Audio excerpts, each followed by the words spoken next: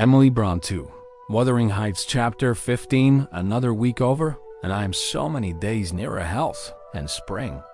I have now heard all my neighbors' history at different sittings, as the housekeeper could spare time from more important occupations. I'll continue it in her own words, only a little condensed.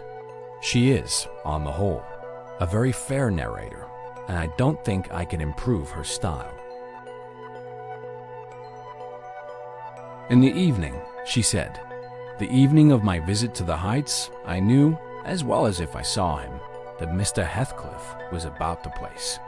And I shunned going out, because I still carried his letter in my pocket, and didn't want to be threatened or teased anymore. I had made up my mind not to give it till my master went somewhere, as I could not guess how its receipt would affect Catherine. The consequence was that it did not reach her before the lapse of 3 days. The 4th was Sunday, and I brought it into her room after the family were gone to church. There was a manservant left to keep the house with me, and we generally made a practice of locking the doors during the hours of service.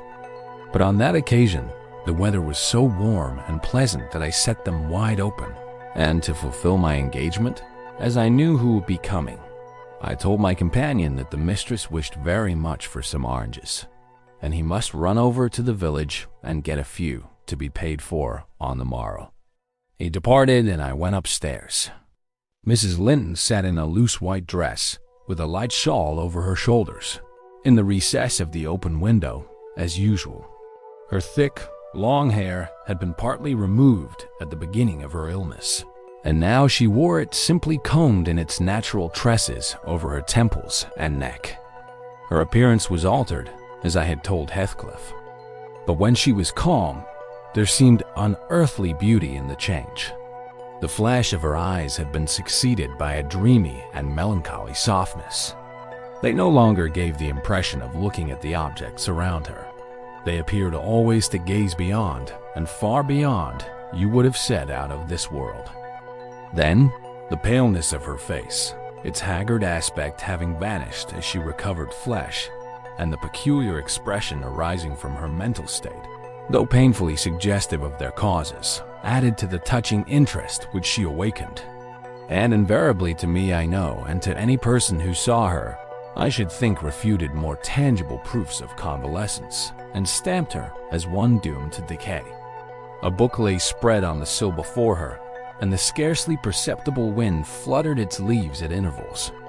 I believe Linton had laid it there, for she never endeavored to divert herself with reading or occupation of any kind, and he would spend many an hour in trying to entice her attention to some subject which had formerly been her amusement.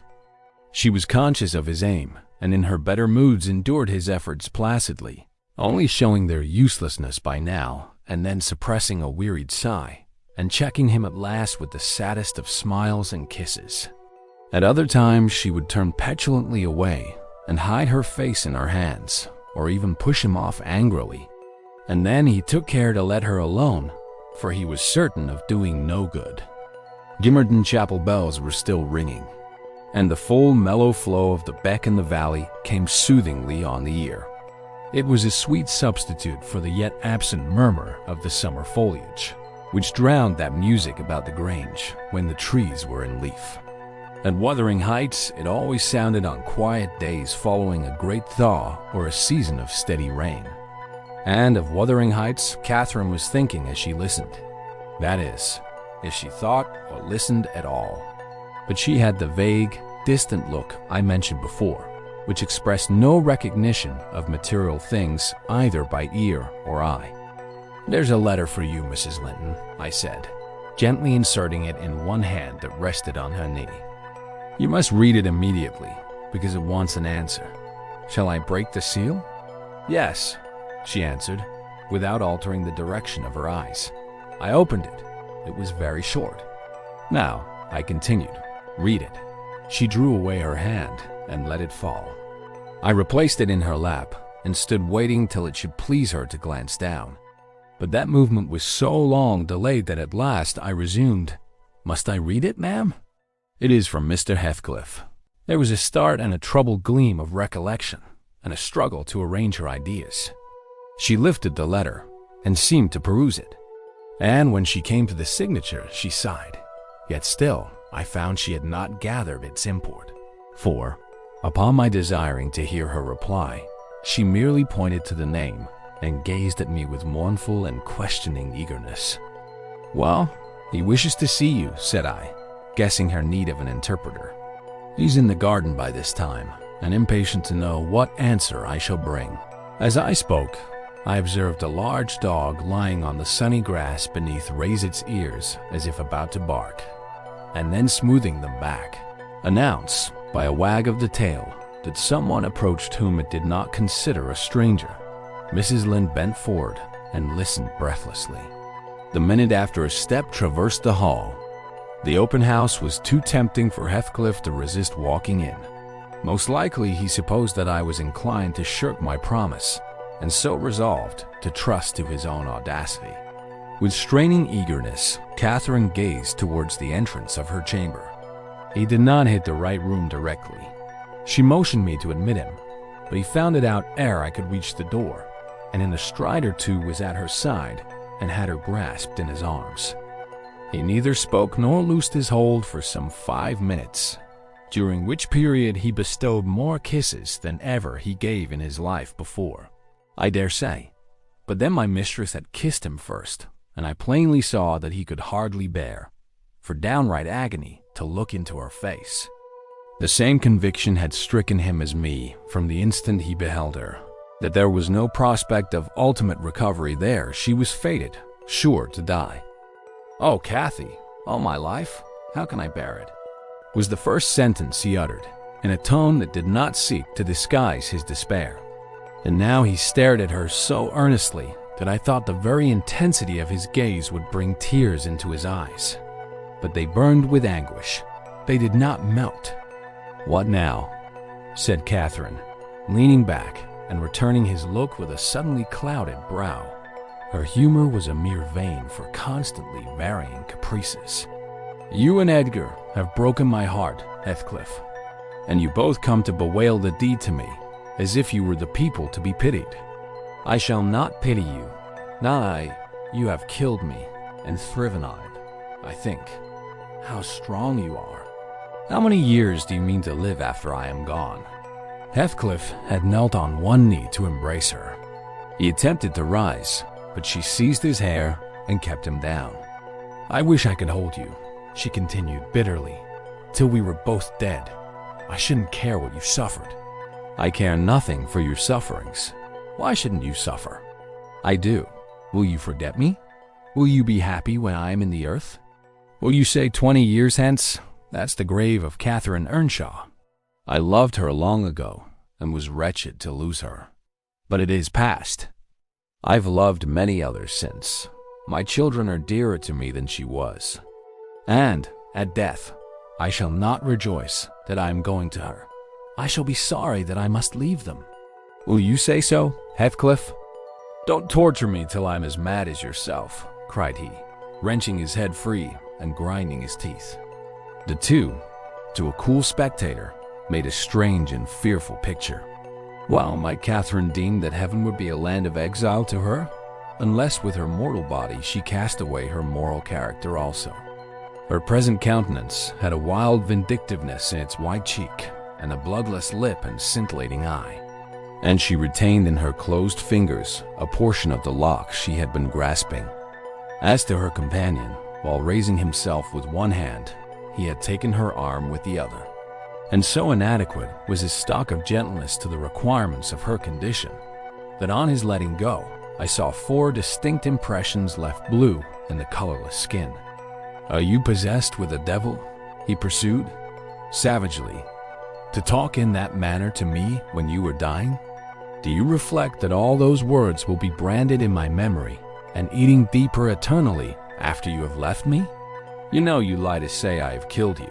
And, Catherine, you know that I could as soon forget you as my existence.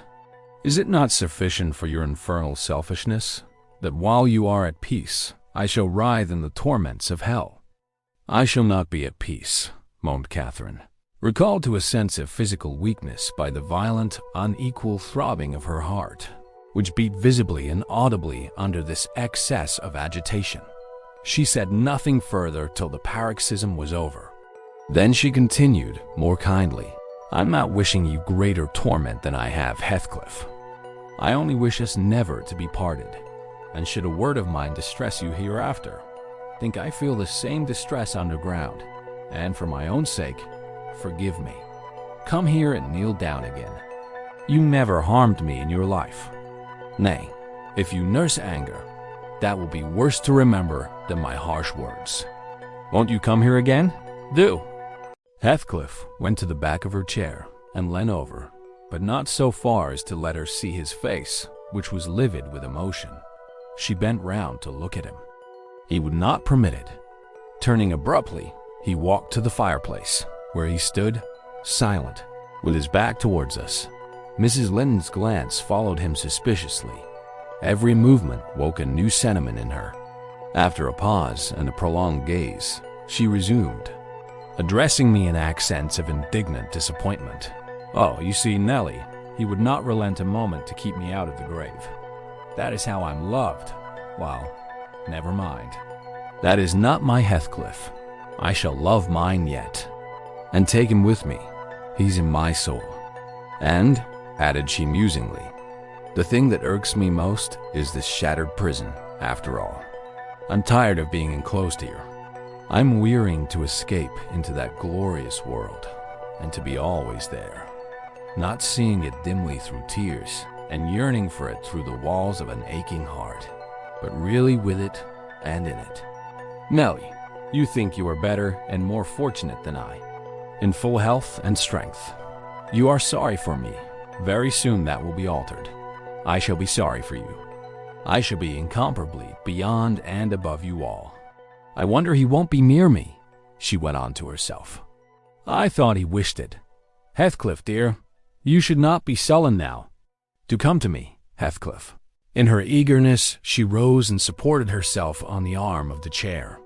At that earnest appeal, he turned to her, looking absolutely desperate. His eyes, wide and wet, at last flashed fiercely on her. His breast heaved convulsively. An instant they held asunder, and then how they met I hardly saw, but Catherine made a spring, and he caught her, and they were locked in an embrace from which I thought my mistress would never be released alive. In fact, to my eyes, she seemed directly insensible. He flung himself into the nearest seat, and on my approaching hurriedly to ascertain if she had fainted, he gnashed at me and foamed like a mad dog, and gathered her to him with greedy jealousy. I did not feel as if I were in the company of a creature of my own species. It appeared that he would not understand, though I spoke to him. So I stood off and held my tongue, in great perplexity. A movement of Catherine's relieved me a little presently. She put up her hand to clasp his neck and bring her cheek to his as he held her, while he, in return, covering her with frantic caresses, said wildly, "You teach me now how cruel you've been, cruel and false. Why did you despise me? Why did you betray your own heart, Cathy? I have not one word of comfort. You deserve this. You have killed yourself. Yes, you may kiss me and cry, and wring out my kisses and tears. They'll blight you. They'll damn you. You loved me. Then what right had you to leave me? What right answer me for the poor fancy you felt for Linton? Because misery and degradation and death and nothing that God or Satan could inflict would have parted us, you, of your own will, did it. I have not broken your heart. You have broken it. And in breaking it, you have broken mine. So much the worse for me that I am strong. Do I want to live? What kind of living will it be when you, O God? Would you like to live with your soul in the grave? Let me alone. Let me alone, sobbed Catherine. If I've done wrong, I'm dying for it. It is enough.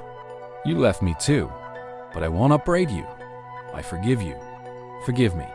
It is hard to forgive and to look at those eyes and feel those wasted hands, he answered. Kiss me again, and don't let me see your eyes. I forgive what you have done to me. I love my murderer, but yours, how can I? They were silent, their faces hid against each other, and washed by each other's tears. At least, I suppose the weeping was on both sides, as it seemed Heathcliff could weep on a great occasion like this. I grew very uncomfortable meanwhile, for the afternoon wore fast away. The man whom I had sent off returned from his errand, and I could distinguish, by the shine of the western sun up the valley, a concourse thickening outside Gimmerton Chapel porch. "Service is over," I announced. "My master will be here in half an hour." Heathcliff groaned a curse and strained Catherine closer. She never moved.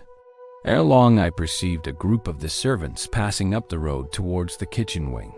Mr. Linton was not far behind. He opened the gate himself and sauntered slowly up, probably enjoying the lovely afternoon that breathed as soft as summer. "Now he is here," I exclaimed. "For heaven's sake, hurry down. You'll not meet anyone on the front stairs. Do be quick. And stay among the trees till he is fairly in. I must go." "Cathy," said Heathcliff, seeking to extricate himself from his companion's arms. "But if I live, I'll see you again before you are asleep. I won't stray 5 yards from your window. You must not go." She answered, holding him as firmly as her strength allowed. "You shall not, I tell you. For 1 hour," he pleaded earnestly. "Not for 1 minute," she replied. "I must. Linton will be up immediately," persisted the alarmed intruder. He would have risen and unfixed her fingers by the act. She clung fast, gasping. There was mad resolution in her face. "No," she shrieked. "Oh, don't go. It is the last time. Edgar will not hurt us. Heathcliff, I shall die. I shall die. Damn the fool." "There he is," cried Heathcliff, sinking back into his seat. "Hush, my darling. Hush, hush, Catherine. I'll stay. If he shot me so, I expire with a blessing on my lips." And there they were fast again. I heard my master mounting the stairs. The cold sweat ran from my forehead. I was horrified. "Are you going to listen to her ravings?" I said, passionately. "She does not know what she says. Will you ruin her because she has not wit to help herself? Get up. You could be free instantly. That is the most diabolical deed that ever you did. We are all done for master, mistress, and servant." I wrung my hands and cried out, and Mr. Linton hastened his step at the noise. In the midst of my agitation, I was sincerely glad to observe that Catherine's arms had fallen relaxed, and her head hung down. "She's fainted or dead," I thought. "So much the better. Far better that she should be dead than lingering a burden and a misery maker to all about her." Edgar sprang to his unbidden guest, blanched with astonishment and rage. What he meant to do I cannot tell. However, the other stopped all demonstrations at once by placing the lifeless-looking form in his arms. "Look there," he said. "Unless you be a fiend, help her first, then you shall speak to me." He walked into the parlor and sat down. Mr. Linton summoned me, and with great difficulty, and after resorting to many means, we managed to restore her to sensation. But she was all bewildered. She sighed and moaned and knew nobody. Edgar, in his anxiety for her, forgot her hated friend. I did not. I went, at the earliest opportunity, and besought him to depart, affirming that Catherine was better, and he should hear from me in the morning how she passed the night. "I shall not refuse to go out of doors," he answered, "but I shall stay in the garden. And Nellie, mind you keep your word tomorrow. I shall be under those larch trees. Mind, or I pay another visit, whether Linton be in or not." He sent a rapid glance through the half-open door of the chamber, and ascertaining that what I stated was apparently true, delivered the house of his luckless presence.